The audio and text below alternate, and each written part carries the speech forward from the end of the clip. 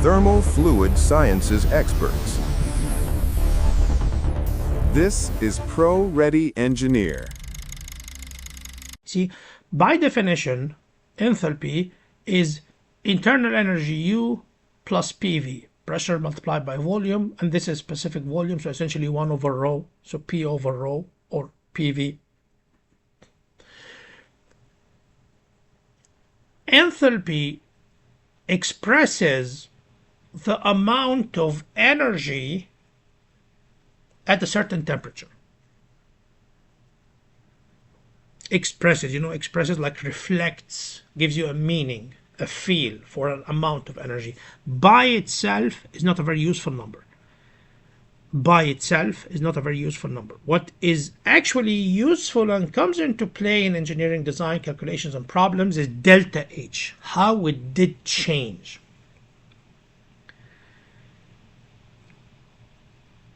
That delta H is of significance for us. Let's go back to the example I did a second ago with you on the previous slide when we spoke about water.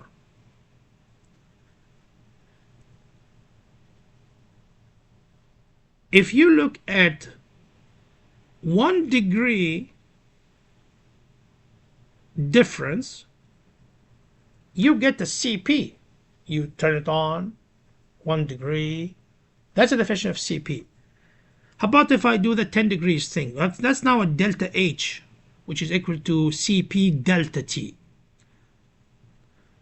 Let me say again.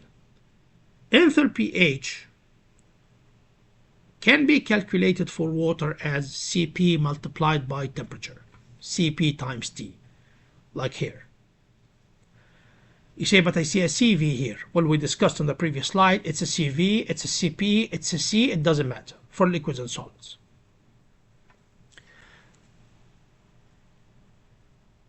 That C times T gives you the total enthalpy. And if you get the difference of enthalpy, so water temperature changed from 25 degrees to 100 degrees. Multiply CP by that delta T gives you the total energy you moved to heat the water up. If I want to calculate from your stove the total amount of energy delivered to the water, in the previous example from the previous slide, it's very simple. Say temperature change from 25 to 100, get the difference, that's 75, multiply by CP, and here you go. Here's the total amount in kilojoules, for example, that I, moved to the water to heat it up. You see, that concept of delta H is extremely important for us because in future presentations, when we speak about engineering devices, turbines, compressors, pumps, when time comes, you will see that the power consumed or the work you need on a compressor directly relates to the enthalpy change from input to exit. You take the air that you compressed. You see the delta H. That's the power of the compressor. That's it. Simple as that. I'm not going to expand more on that for now, but I want you to know that it's very important for that purpose. Now, having said that, because I just told you that, you see, how do we, if I'm an engineering person and I'm trying to get the H, where do I get the H from? Well, I gave you one example. Use CV or CP or C times T for liquids and solid. That will work well for your application. You'll get the H. If it's an ideal gas, there will be a CP and there will be a CV. And CP by T you get the H, CV by T you get the U. Difference between H and U is RT. R is the gas constant, just in case if you don't know what gas constant is. It's a constant that is determined based on the gas type. So how that is, it's a universal gas constant, R bar. divided by the molecular weight of the gas. In a separate presentation, I will talk about these fundamental calculations, which is essentially comes from thermodynamics. But for now, I just want you to know that it's RT, and the difference between Cp and Cv is actually the gas constant. Again, that difference, the reason there is a difference between Cp and Cv kind of thing, is actually, it relates to that gas constant. So we know how to do if it's an ideal gas, we know what to do if it's a liquid. How about if it's a real gas? Now, real gases, it's sometimes a reasonable assumption to assume that air is an ideal gas and use simplified equations and calculations, and you will be doing great, fantastic, like I told you before. It will be very nice, very good, very, very reasonable estimate. But sometimes it's not. It has to be dealt with as a real gas. Now, real gases, we use something called equation of state, again, beyond what we want to say now, but let's say complications come into the estimate and the measurements.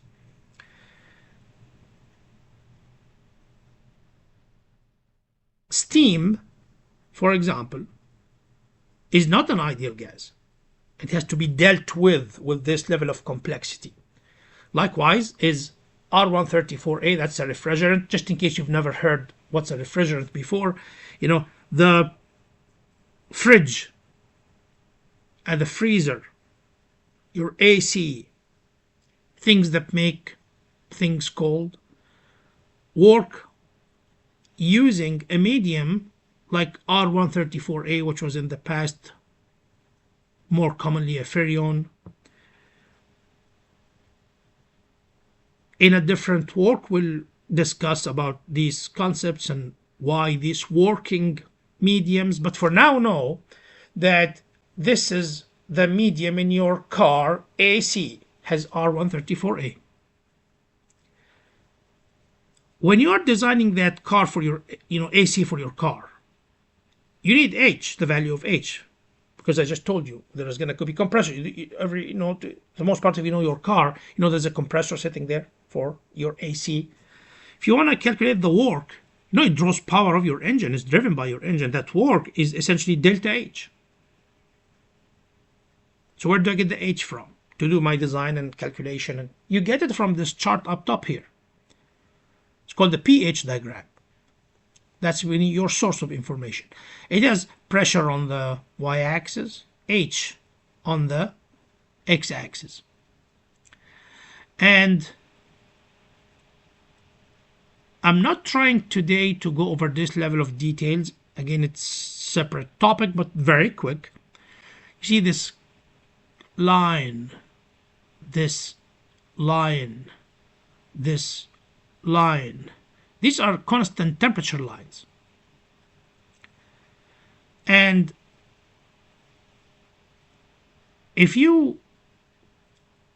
but before I say that, you see this envelope kind of curve. Actually, no, I should have said that it's actually this and this. You will learn that these are called like saturation lines, and what that is there's a phase change. Phase change, it's like when the water turns to vapor and when the water turns to ice. These are changes in the phase of the material. So let's say that you have a certain operational conditions you are running at, and you want to know what is the value of H. These 10%, 20%, 30%, 40%, all these numbers, all the way until you are 100% here on this line, is actually the percent of vapor in the mixture. Let me say that again, beyond what I'm trying to cover here, but I just want to give you a taste of something. This is liquid, And as you progress to the right, it's changing from liquid to vapor. And when you reach here, it's now vapor. So the percent is the percent of vapor. You go from 0, there is no vapor here, all the way to 100%, right? These are called state diagrams. Extremely important in thermal fluid sciences and design calculations, extremely important. So let's say that the problem you are solving is you have a certain temperature that you know and a fraction of vapor that you know. Let's say it's 0 centigrade, and let's say it's 40% saturation. Then it will be this point right here. This is the 40% line. This is the 0 centigrade. You get a point. You come down here. You get H. So now you have the enthalpy. This is how these diagrams work. You use some information that you know to get a point, then you go down and read what you want to read. Some of you will probably have a question, what is the red? What is this red here? And I'm seeing like something that says compressor. Something is happening here. Well, this is a refrigeration cycle. It's your AC in your car. It works this way. Beyond what we want to cover today, but just giving you a taste that actually the reason we use that, this is your evaporator. It's the unit that sits behind your dash kind of thing, and it sucks the heat and gives you the cold air in. And this process of sucking the heat and giving you cold air, the delta H, you can literally read off the chart here. Like just take this delta right there. And this delta, like this is the energy you sucked from the air, that hot air in your vehicle, you sucked that energy from, you cooled it down. The delta H, you're going to say this is equals to m dot Cp delta T of the air. And now the air temperature has dropped because I pulled that energy out of it. And here you go, I have cold air blowing out. Now, down here is a second example of a real gas where we want the value of H to do analysis. Steam turbines. You've probably heard somewhere about steam turbines. You have to. You see the power when you switch lights on in your home is mostly coming from steam turbines running to generate power. Yes, there are gas turbines, there are water dams, on and on and on, but steam is a very big part of power generation. These are efficient cycles. They are very solid. They run baseline load, meaning year long they are running. All these terms maybe we'll have an opportunity to talk about in the future, but my point is, the reason you switch the light on and it comes to your home is a big probability it's actually coming from a steam turbine. Now, this steam turbine runs steam. We want to calculate that work, that power that goes to drive a generator, and now my power is on here. Then you need the delta H. You will have that turbine. Steam is coming in hot, steam is going out cold. You extracted this heat to spin it. And that's why it's spinning. You spin it, you put it on a generator, and now you have power in your home that's coming to you from a facility. So as an engineer, you want that delta H. Where do I get that from? Steam, called Mollier chart, down here. This is called Mollier chart. There's a reason that this is the H you are interested in, and this is entropy. S is the entropy, which we'll talk about. And a second ago I spoke to you about saturation lines right here. This red line is an example of a saturation line. And these lines are constant temperature lines. You see they have some sort of a curvature. This is a temperature line, a constant temperature line. And these are pressure lines. These are pressure lines. And as we discussed, if I give you a pressure and a temperature, like let's say this is your pressure and your temperature is 400 degrees, then you intersect them, you get a point, you go to the left and you say my H is 3400 kilojoule per kilogram, or you go down here and you read the S if you need S. When you take steam cycles, or if you know about steam cycles, or maybe at some point in time I will give some analysis on the steam cycles, then you will see how we can use this chart. In fact, fun fact, if you go to get your professional engineering license,